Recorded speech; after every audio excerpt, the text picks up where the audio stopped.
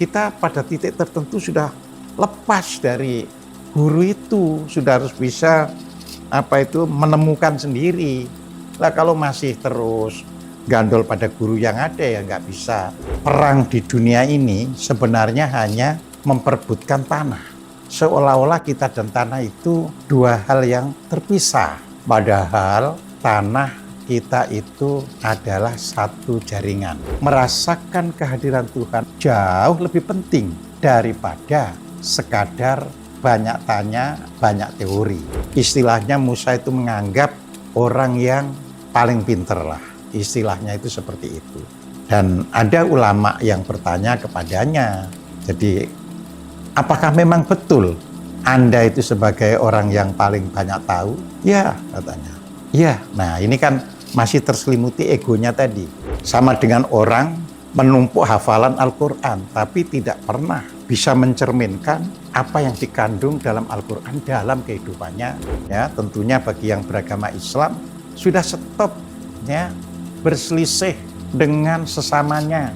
Saya berkali-kali menyampaikan, cukuplah kalau masih tahap syariat, ikuti guru-guru Anda dan praktikkan demi kebaikan itu.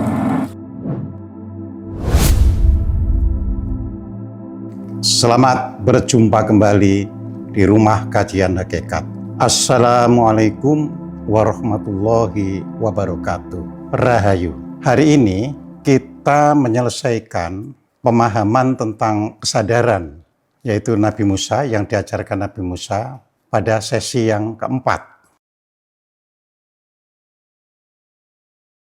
Waktu yang lalu sudah saya sampaikan bahwa tanya jawab di antara sesama umat itu hanya sebatas dalam sarana kajian. Jadi tanya jawab itu tidak berlaku ya ketika di dalam menjalankan tugas. Sebab begitu orang di dalam melaksanakan kehidupan tapi terus-menerus tanya jawab, akhirnya apa yang harus dilakukan itu bisa tidak sesuai lagi dengan apa yang diputuskan. Jadi prinsipnya itu seperti dalam ketentaraan. Begitu komandan memberikan perintah kepada anak buahnya, maka langsung dikerjakan. Apakah bisa mengerti? Bisa, karena kan sebelum diperintah itu sudah diberikan tanya jawab. Maka ketika orang semakin dalam berusaha memahami makna hakikat agar supaya makrifatnya itu akhirnya dengan sendirinya ya melekat pada diri kita, dengan sendirinya menjiwai hidup kita, maka kita harus memperhatikan apa yang disampaikan di dalam Al-Quran, ya dalam hal ini tentang bagaimana Musa memberikan pelajaran pada anak buahnya, pada pengikutnya. Nah, sampai pada sesi yang ketiga, sudah saya sampaikan bahwa pada tingkatan itu pengikut Musa diajarkan bagaimana mengalami Tuhan, atau dalam bahasa Inggrisnya experiencing God. Ya. Yang kalau orang Jawa berarti merasakan kehadiran Tuhannya. Ya. Merasakan kehadiran Tuhan dalam hal ini tentunya tidak membutuhkan sosok Tuhan.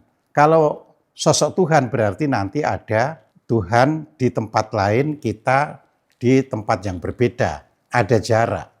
Padahal sebagaimana yang dikemukakan dalam surat 4 ayat 126, Tuhan atau Allah itu meliputi segala sesuatu. Kita boleh jadi tidak merasakan kehadiran Tuhan itu. Ya, padahal Tuhan meliputi kita, tapi kita tidak merasakan diliputi. Mengapa? Karena nafsu kita ya, yang menutup kehadiran Tuhan itu. Nah, ini yang harus kita pahami dengan baik. Ya. Nah, perlu diketahui ketika orang berusaha untuk melakukan apa yang dinamakan experiencing God atau mengalami Tuhan atau merasakan kehadiran Tuhan, itu yang dipraktekkan adalah tafakur. Nah, waktu yang lalu kan sudah diberikan suatu proses ya bahwa setelah manusia itu bisa sabar, bisa bersyukur, akhirnya manusia harus bertafakur. Ya. Dalam kehidupan sehari-hari kita tidak perlu terlalu rumit ya untuk bertafakur itu. Kalau kita terjemahkan memang ya tafakur itu melakukan perenungan. Tetapi melakukan perenungan itu tidak mengharuskan kita harus pergi jauh meninggalkan rumah, lalu bertapa di gua, di gunung, atau di tepi laut. Tidak demikian. Kita ini pertama-tama cukup ya memperhatikan tanah yang kita pijak dalam kehidupan kita sehari-hari ini. Jadi ini penting. Jadi kita ini sehari-hari kan di dalam rumah, keluar rumah sedikit sudah menginjak tanah. Mengapa tanah dalam bertafakur ini kita dengan mudah untuk memperhatikan tanah yang kita pijak? Karena apa? Karena kita perlu merefleksikan ke tubuh kita. Bukankah tubuh kita ini sebagian besar terbentuk dari tanah, artinya dari macam-macam mineral dan air. Jadi ini penting. Kalau memang tanah ini kita pijak, lalu tubuh kita ini juga terbentuk, ya, sebagian besar itu dari ya mineral-mineral tanah dan air, maka ini ada kaitan. Nah, kita sering kan melupakan kan, seolah-olah kita dan tanah itu dua hal yang terpisah. Padahal tanah kita itu adalah satu jaringan. Perang di dunia ini sebenarnya hanya memperebutkan tanah. Tanpa memiliki tanah yang diakui sebagai wilayahnya, kita tidak bisa mempertahankan kedaulatan bangsa atau kedaulatan hidup kita. Ini pentingnya kita bertafakur tapi dengan cara yang mudah, yaitu memperhatikan tanah yang kita pijak dan kita refleksikan ke dalam tubuh kita sendiri. Ya. Kita refleksikan. Kalau tadi dikatakan bahwa Tuhan itu meliputi segala sesuatu, artinya kan tanah juga diliputi oleh Tuhan. Tanah yang di dalam tubuh kita yang membentuk menjadi tubuh ini juga diliputi oleh Tuhan. Berarti ada koneksi. Ya. Koneksi inilah yang harus terus kita jaga. Kalau kita bisa memperhatikan koneksi atau hubungan tanah yang kita pijak dan tanah yang ada di dalam diri kita, maka kita juga punya pemahaman bahwa tanah yang kita pijak ternyata memberikan manfaat yang sebesar-besarnya bagi kehidupan makhluknya. Begitu pula kita yang juga dibangun dari unsur-unsur tanah dan air, maka kita juga harus bisa menjadikan hidup kita ini bermanfaat yang sebesar-besarnya bagi kehidupan makhluknya. Ini proses untuk bisa memahami kesadaran yang tinggi. Ya. Ini namanya kesadaran luhur, bukan sekedar kesadaran batin. Ya. Jadi ada lahir, ada batin, ada luhur. Ini penting kita pahami. Ya. Selanjutnya, kita juga memperhatikan tanaman bunga. Tidak perlu pergi jauh-jauh, tapi di sekitar kita, di sekeliling kita. Kalau tadi tanah kita refleksikan dengan hidup kita yang terdiri dari tanah dan air, sebagian besarnya itu kan komposisinya tanah dan air, maka kita memperhatikan tanaman bunga yang ada di sekitar kita dan kita bandingkan dengan hidup kita. Jadi perlu kita bandingkan. Ya. Bunga mekar ternyata tidak untuk dirinya, tapi untuk lingkungannya. Ya, jadi kehadiran bunga mekar dengan segala keindahannya bukan untuk dirinya, tapi untuk juga lingkungannya. Menjadi indah bagi yang memandangnya. Nah, kita seharusnya juga begitu, bahwa hidup kita ini juga harus bisa memberikan kebaikan, memberikan hal-hal yang bisa membuat orang itu gembira dan memandang indah kehidupan kita. Ini sebagai perenungan, sebagai tafakur. Ya. Ini tafakur untuk apa? Untuk experiencing God, untuk merasakan kehadiran Tuhan kita. Ya. Jadi hidupnya bunga itu bisa kita bandingkan dengan kehidupan kita. Jadi tidak heran jika Rasulullah di dalam salah satu hadisnya itu mengatakan, khairukum unfa'ulin nas. Ya. Jadi orang yang paling baik di antara kalian itu ya yang bisa memberikan manfaat bagi orang lainnya. Nah, kalau dalam tafakur ini bukan hanya bagi orang kan, tapi juga bisa memberikan manfaat bagi semua yang ada di sekelilingnya.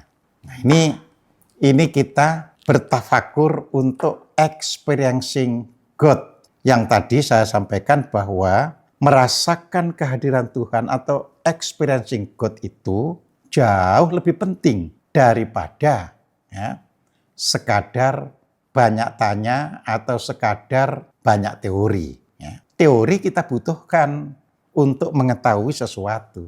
Tetapi setelah kita tahu, kita praktekkan. Jadi seperti itu. Jadi kita tidak menumpuk teori di dalam diri kita. Sama dengan orang menumpuk hafalan Al-Quran, tapi tidak pernah bisa mencerminkan apa yang dikandung dalam Al-Quran dalam kehidupannya sehari-hari. Nah, ini pentingnya kita memahami kesadaran Musa. Ini bagian yang terakhir untuk kesadaran Musa, ya, yang keempat. Dan mengapa kok begitu detail kita di dalam memahami kesadaran Musa itu? Ya, karena kita tahu Musa adalah nama salah seorang nabi yang disebut paling banyak di dalam Al-Quran. Nah, ini kita penting. Ya. Lalu kita juga harus tafakur ya, dalam experiencing God ini, dalam merasakan kehadiran Tuhan ini dengan cara memperhatikan binatang apapun yang ada di sekitar kita. Ya, bisa kita lihat cacing, lebah, semua itu adalah kehidupan. Ya, jadi jangan dihakimi dulu, oh lalat itu kan buruk bagi manusia. Oh ini kan bisa membahayakan manusia, jangan dihakimi dulu. Tapi kita lihat iya atau mereka itu semua sebagai makhluk hidup di dunia ini. Ya. Lalu apa yang kita bandingkan dengan kehidupan kita? Perhatikan binatang itu, yaitu kita lihat bagaimana setiap jenis atau setiap spesies binatang itu berjuang untuk mempertahankan hidupnya. Cacing mempertahankan dengan cara bagaimana, ya kan, lebah mempertahankan hidupnya dengan cara bagaimana, lalat meskipun kita itu mungkin ada perasaan tidak suka pada lalat, kita singkirkan. Ya, tetapi lalat adalah makhluk hidup yang bisa kita ambil ibroh, hikmahnya buat kehidupan kita. Jadi itu artinya apa? Ternyata lalat itu ya meskipun hidupnya di sampah-sampah ya, di kotoran, tapi itu sebenarnya sebuah proses ya. Sebuah proses agar dunia ini bisa terhilangkan yang buruk-buruk itu. Kan coba misalnya kotoran sampah itu tidak ada lalat ya. Makanya di negara maju itu ada lalat khusus yang diternakkan untuk bisa menghancurkan sampah. Nah, jadi seperti itu. Ya, sebab dengan cara kimia justru berbahaya. Jadi dipelihara lalat secara khusus, diternakkan, dan lalat ini tidak akan mengambil atau hinggap pada makanan yang lain kecuali pada sampah. Nah, ini cara kita memahami bagaimana makhluk hidup itu berjuang untuk eksistensi hidupnya. Nah, ini penting ya. Nah, kita manusia tentunya harus lebih baik dari lebah dan jauh lebih baik dari lalat. Ya. Lebah memberikan madunya. Ya. Nah, ini namanya kita benar-benar berusaha untuk memahami cara makhluk hidup memperjuangkan hidupnya. Jadi setelah hinggap di bunga, hinggap di gula, hinggap di makanan-makanan yang manis, lebah itu akhirnya dia jadikan madu. Ya, madunya berfungsi buat manusia. Nah, manusia juga begitu. Harus lebih baik dari lebah karena manusia memiliki akal pikiran yang bisa digunakan untuk berbagai macam jenis kebaikan bagi kehidupan, bukan hanya untuk manusia tapi kehidupan segala makhluk yang ada di sekelilingnya atau di sekitarnya. Ya. Itu adalah tafakur tentang experiencing God, ya, menghadirkan atau merasakan kehadiran Tuhan dalam kehidupan kita. Jadi kita tidak perlu ya sibuk berselisih pendapat. Ini kita harus pahami ya. Sudah ada tempatnya. Mereka yang berselisih pendapat itu ya di parlemen ya. Anggota DPR itu berselisih pendapat untuk menemukan pendapat yang terbaik untuk menata membangun negara. Tapi kita sebagai rakyat, sebagai warga yang mencapai kesadaran Musa, maka kita menyadari bahwa sebagai rakyat tadi, kita langsung setiap diri kita itu berusaha untuk merasakan kehadiran Tuhan, lalu kita tafakur ya untuk bisa membandingkan, merefleksikan tanah dan tanah yang membentuk tubuh kita. Kita memperhatikan aneka tanaman bunga di sekitar kita, lalu kita bandingkan dengan hidup kita. Kalau bunga bisa mekar, memberikan wewangian dan bahkan membuat keindahan sedap dipandang mata, maka manusia harus jauh lebih berkualitas, lebih baik daripada tanaman bunga. Ya. Lalu kita perhatikan aneka jenis binatang di sekitar kita, ya, yang semua itu berjuang untuk mempertahankan eksistensi hidupnya, maka kita pun begitu. Ya, harus berjuang yang elegan, berjuang dengan tatanan yang baik, berjuang dengan sikap yang damai, ya, sikap yang penuh teratur, tertata, rapi, dan kita tidak isi dengan perselisihan antar warga. Ya, ini penting. Jadi belajar sampai tingkat hakikat kemakrifat ini penting. Jadi sebagai orang beragama, ya tentunya bagi yang beragama Islam sudah stop ya berselisih dengan sesamanya. Ya, saya berkali-kali menyampaikan cukuplah kalau masih tahap syariat ikuti guru-guru Anda dan praktikkan demi kebaikan hidup. Jadi itu.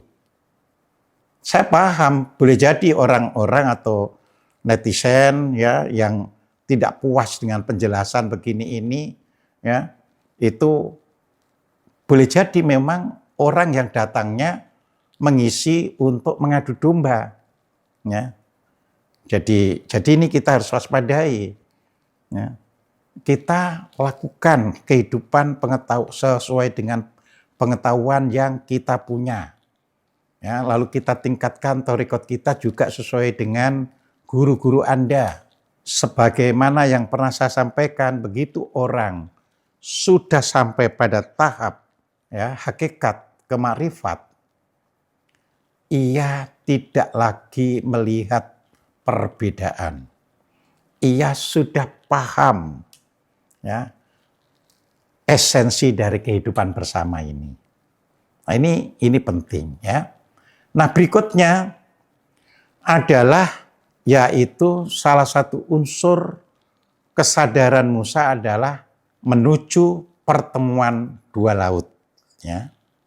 Ini ayatnya panjang ya karena disampaikan di dalam surat 18 surat Al-Kahfi ayat 60 sampai 77.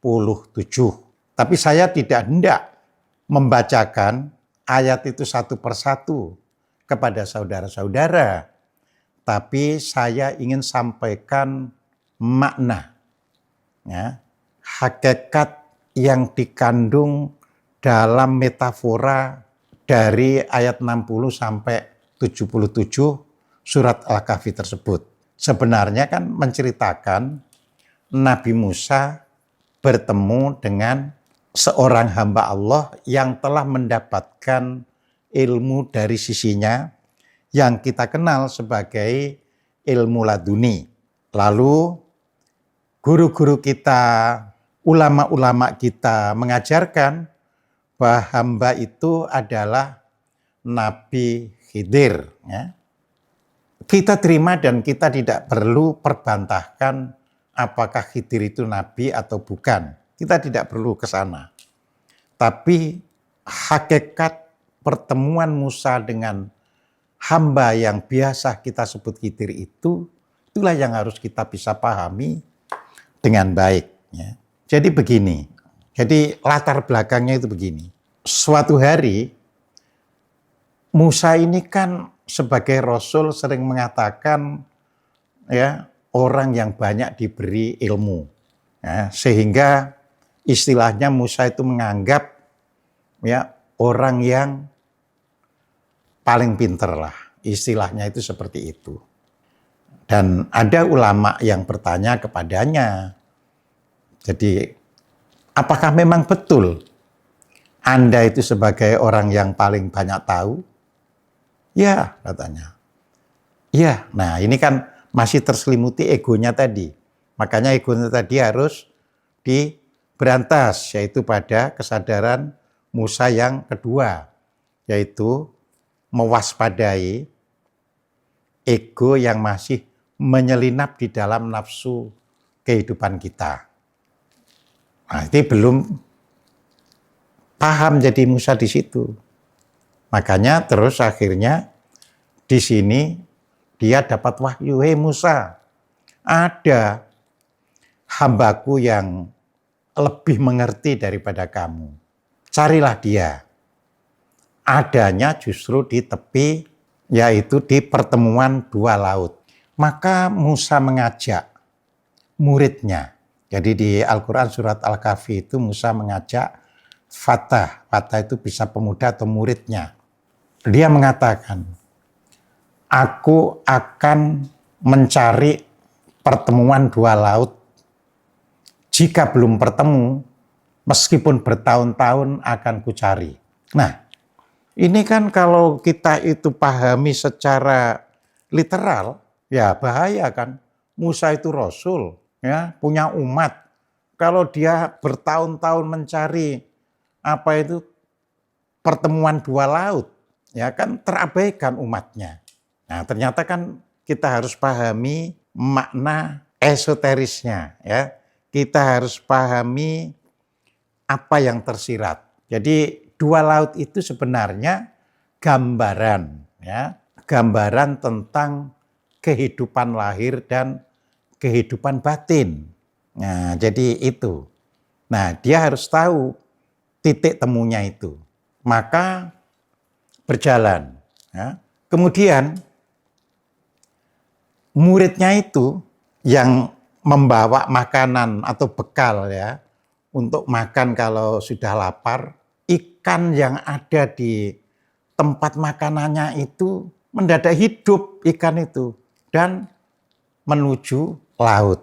Tapi nggak bilang-bilang ini muridnya ini. Barulah ketika pada ayat 62, ya, surat 18 ayat 62, Musa itu berkata kepada muridnya, "Ayo kita makan dulu, lapar."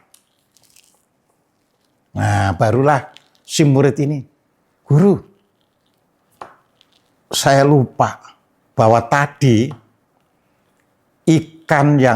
ikan laut kita itu yang akan kita pakai makan itu ternyata hidup dan menuju laut. Saya dilupakan oleh setan," kata muridnya itu.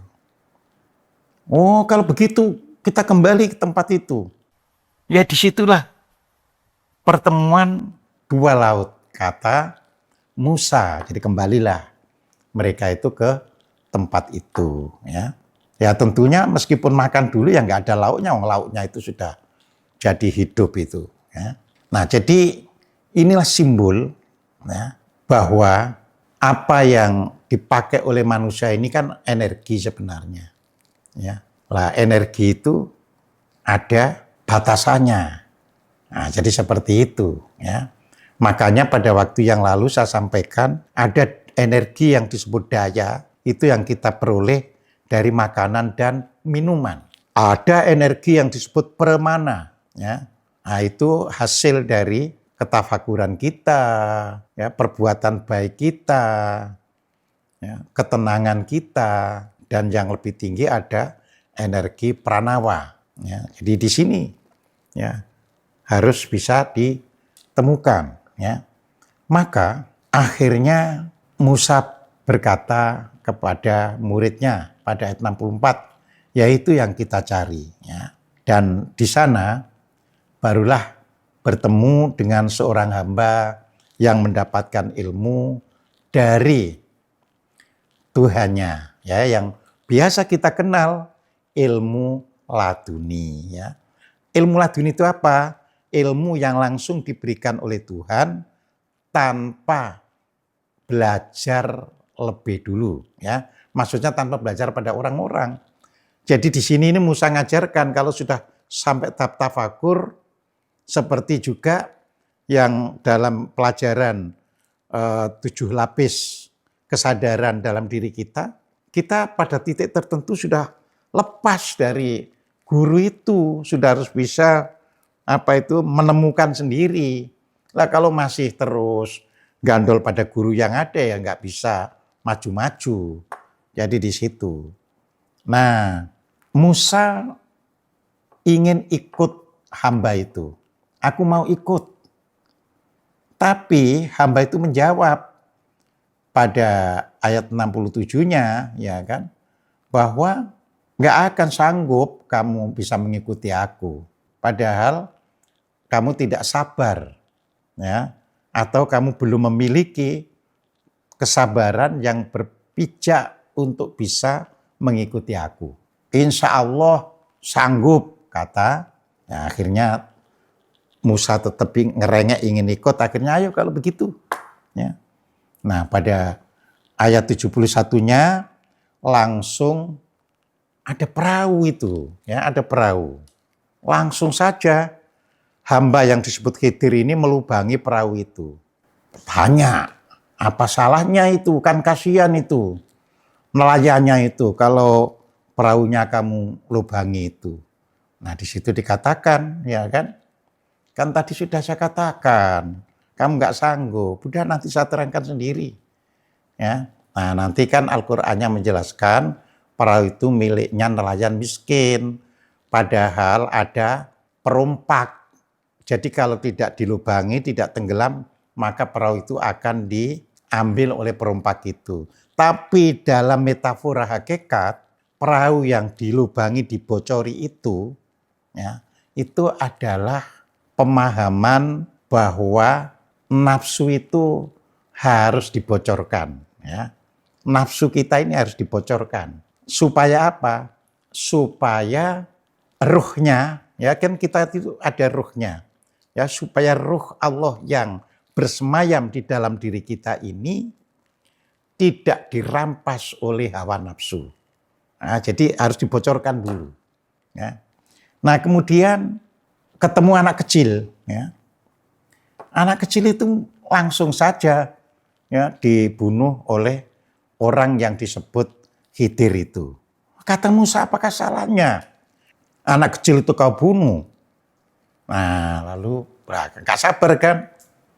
Nanti saya terangkan. Akhirnya diterangkan kan bahwa anak kecil ini kalau besar akan jadi orang yang berbuat zalim, padahal orang tuanya itu orang tua yang saleh.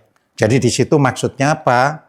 Supaya orang tuanya diganti dengan putra yang baru yang akan saleh. Tetapi secara hakikat bisa kita pahami lain, ya.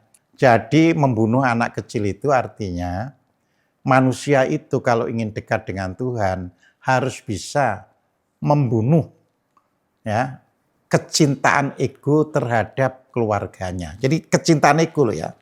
Jadi bukan kecintaan yang bersifat ilahiyah, tapi ego. Ya. Jadi supaya apa? Keluarga itu tidak menjadi beban, ya, bagi manusia dalam menuju Tuhannya, ya. Nah, makanya di dalam agama Katolik itu para romo, para pastor itu, ya, tidak melakukan perkawinan, artinya selibat, maksudnya supaya tidak ada beban dari keluarganya dalam menjalankan dakwahnya. Nah, yang terakhir, yang ketiga, dalam perjalanannya itu ada dinding yang roboh, ya. Terus mendadak begitu saja orang Jebut Kidir itu membangun dinding itu. Itu juga tanya kan, kita bisa ngupah orang untuk bangun dinding itu. Lalu diterangkan kan, iya, kamu kan nggak sabar. Sebenarnya di bawah robohan dinding itu ada harta anak-anak yatim. Biarlah nanti mereka setelah dewasa bisa mengambil harta itu dengan baik. Ya.